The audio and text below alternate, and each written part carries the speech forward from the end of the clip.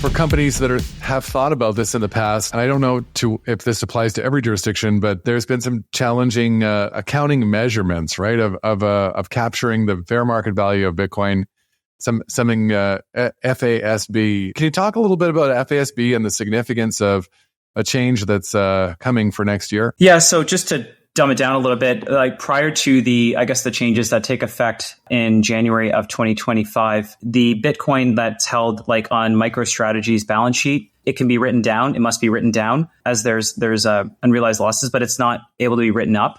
So it's kind of prohibitive to a company that reports quarterly on one of the stock exchanges because it looks like the Bitcoin has a very low, value, but the market value could be much higher. So under the new standards, it can be written down and written up so that each quarter you'll be able to see, like if Bitcoin's price has depreciated, okay, then at least on paper you have a loss. But when it appreciates, as it has for MicroStrategy, you'll see a large gain.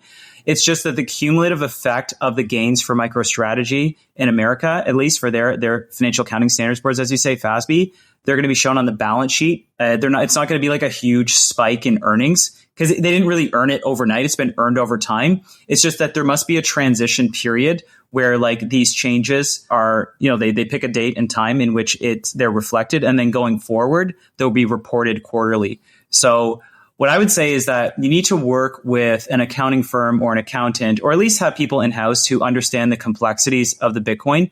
It is challenging because it trades 24/7, whereas like another investment would only trade during trading hours, like on the stock exchange, or it might be something you record at book value, like if it's a hard asset and then you depreciate it over time. Bitcoin's just another beast, and it's also tedious. So if your company is on a Bitcoin standard, and you might want to just separate your stack, like as an asset, the Bitcoin that fluctuates in value from the Bitcoin that you maybe earn and spend, because like we have clients like that, it just becomes a nightmare. It's like, it's not like a credit card bill where like I can see like where you spent the money. It's just like you just see all these different wallet addresses. And then if you ever reported that to the government, they might characterize your Bitcoin stack like that should be an asset as something that lands on the income statement, or they might classify something that lands on the income statement on the asset side, on the balance sheet side. So I think Saylor is paving the way, but I think a lot of people underestimated how unfavorable accounting treatment that just shows that the dark side of Bitcoin when it goes down and not showing the light. Now that there's more regulatory clarity and consistency and balance,